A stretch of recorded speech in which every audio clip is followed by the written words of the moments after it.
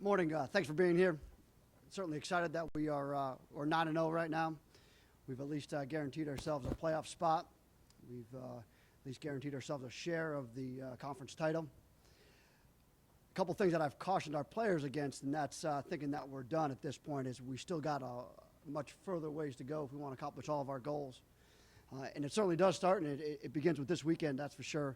As we've got a very, very important Southern Conference game. Very important game to our alumni, very important game to us. And anytime that you play for a trophy, it's a very important game. So we're looking forward to this weekend's game, looking forward to battling it out for the Shako. Last week's game I thought was an excellent game. I thought we had the never give up attitude as we've had all season long. Once again, we had a lot of players that stepped up in key spots. We've got a couple of them with us today. And Cody Clark, our kicker, kicks 3 field goals, 1 in overtime, 1 to tie the game up. Spectacular day for him. Tyler Renew, I didn't even realize it, had 45 carries and 245 yards on the day, which was that's a tremendous day. That's a long day.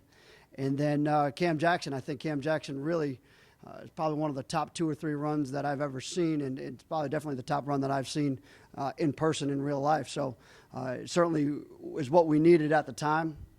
I thought our defense played extremely well. They kept the ball in front of them. They held them to about 130 less yards than their average, which is always good.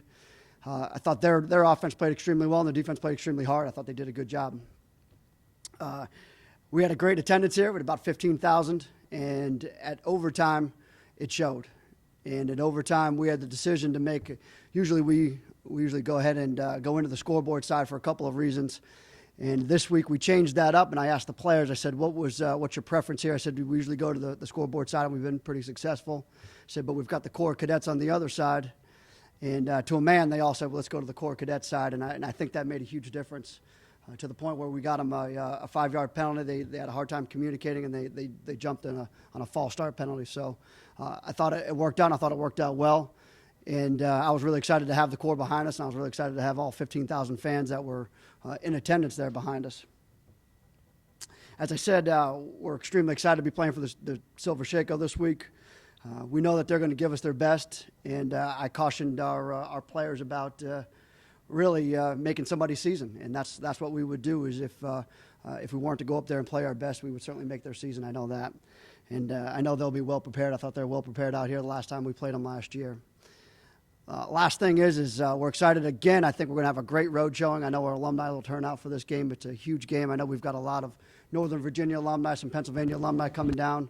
We'll have a huge contingent from Charleston area going up, as well as I think we're going to have about 550 knobs or so traveling up there with us. So it's going to be a great atmosphere for us. It's going to be a lot of excitement, and we're looking forward to it.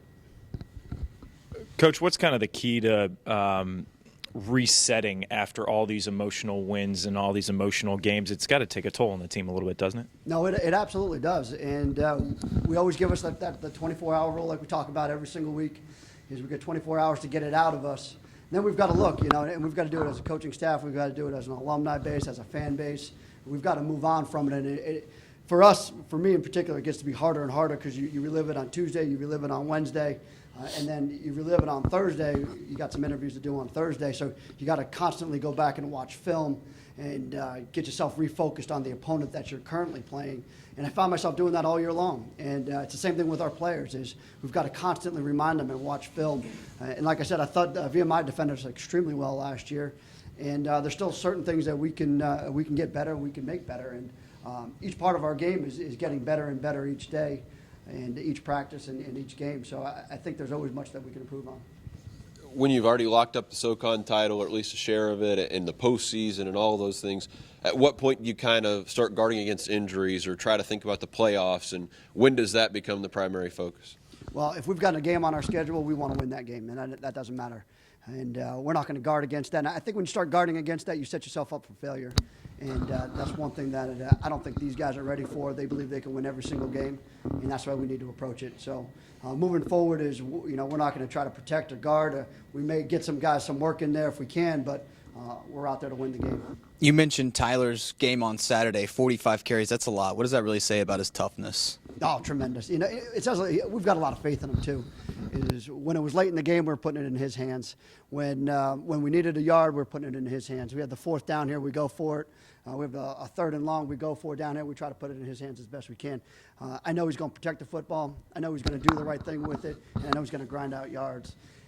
To be honest with you, I didn't know he had that many carries until I looked at the stat sheet. I almost fell over. But when you had, I guess we had 91 or 92 plays, he almost had half of those plays with the ball in his hands, which I think is always good for a B-back for us. And it was a gritty performance by him for sure. Just talking to play win all the games, you've got a shot at doing that at the FCS level Saturday. What would 10-0 and the Silver Shako and everything that comes along with it, but 10-0 and a perfect SoCon run, what does that mean? It would mean that this program's come a long ways from when we got it 2 years ago. There's no doubt about that. I think it's convinced our fan base, and I'm glad we've had games like this. There may have been some years where this stadium may have emptied out with 6 minutes to go and triple option offense is down by 10. But really, if you look at the Altman Center side over there, it was packed, and that was a great reason why we went into that side. It was there was fans everywhere. There was rushing the field when the game was over. So I think we've come a long way with this football program. We still got a ways to go this season for sure, and we still got a lot more things that we want to accomplish.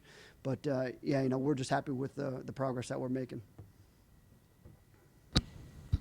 Brent, when you look at Cam's run on film, what impressed you about that run His the most? Determination, and at the end of it, I think I said to somebody in the interview, there's only about one other run that I remember, and it happened in the Southern Conference. I wasn't even in the Southern Conference at the time. It was Adrian Peterson in the Youngstown in the playoffs there, and he breaks about 4 or 5 tackles on his way. I said, if Cam makes it to the end zone, that may make it to number 1 on my list. But there's just a tremendous amount of just absolute toughness, because if you remember in the first half, he sat a couple plays out there. He took one right in the chest area right there, but he comes back, battles back, plays the rest of the game, and rips off a huge run that really set us up on it was a third and long situation, and we're just trying to get something going, and he got it going for us. And then I wanted to ask about Samford's 3rd and 17 play when Citadel rushed 3 and covered for about 10 seconds. Yeah, I think what impressed you about that What play? ended up happening was they ended up max protecting, and when they ended up max protecting, we ended up max dropping, and I thought it was a great call by Coach Harrell. One of those things that you probably just luck into. We luck into a couple calls on the offensive side as well, but we max dropped that thing. They max protected. They have 2 or 3 guys out in the route, and we've got plenty of guys to be able to defend it. And I thought we did a good job of defending, and being able to defend for 10 seconds is a long time. But in their defense, he's running around back there trying to find an open receiver, and he couldn't, and he ended up just throwing it away, which was key for us because it really put him further back. And in overtime, you want to make sure that you're moving forward, not backward. Was that one of those games where any little thing that went another way could have changed the outcome? Yeah, absolutely. It was a fairly clean game. I mean, a few penalties here and there, 0 turnovers, though. The ball was on the ground a couple of times on both sides, but it was a fairly clean game. I thought they played extremely hard.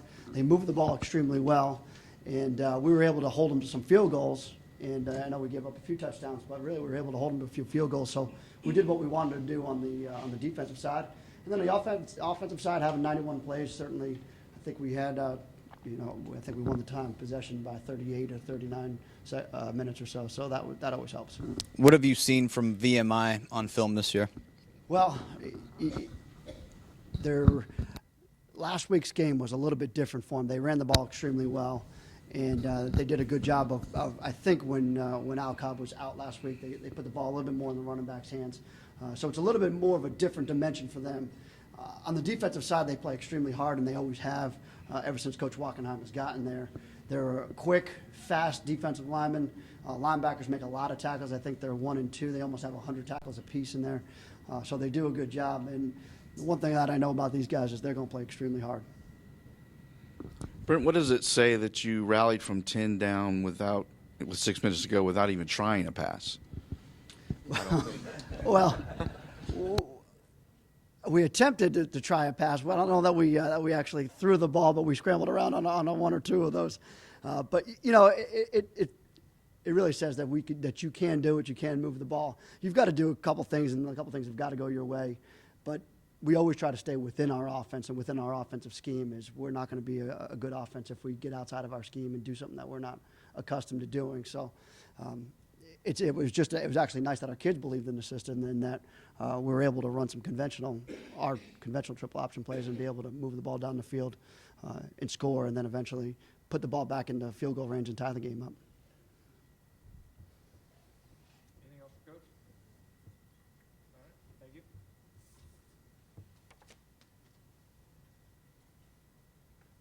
Now we'll bring up Cody Clark. We'll go straight into questions for Cody. Ian's got the microphone.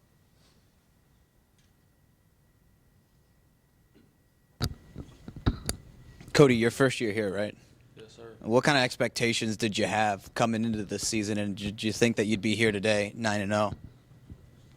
To be honest, I definitely thought we would be 9-0. That was, one of the main things I thought about when I was making this decision was I assessed last year and I saw what they had and saw they had coming back, and that was the main thing that really brought me here. And I just wanted to be a part of it, and I wanted to help in any way possible.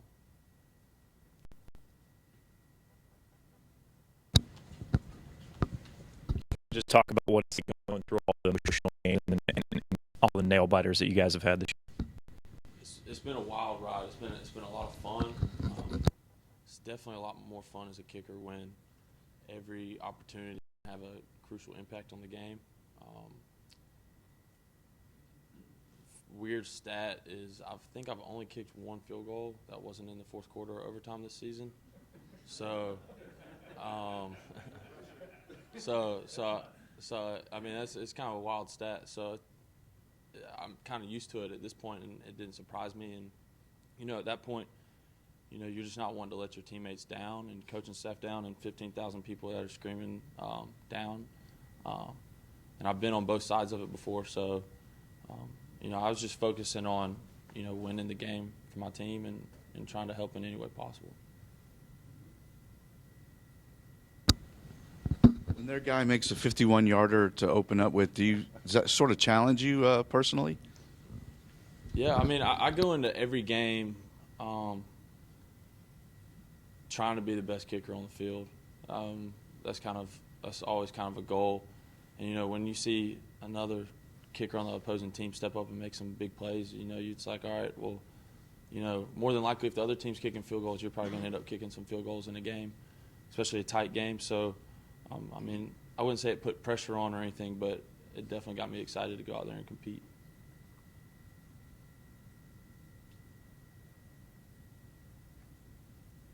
Anything else for Cody?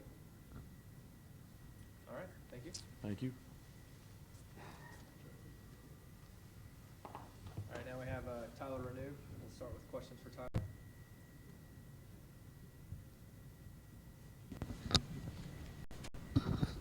Just talk about your attitude on Saturday. I mean, you get 45 carries. You're not tired. You keep on the ball. I mean, it's kind of a mindset. I mean, we were doing everything we could to win the day or win the game. It was Saturday, and it was really a big day for all of us seniors, and as a team, having the chance to hold the title.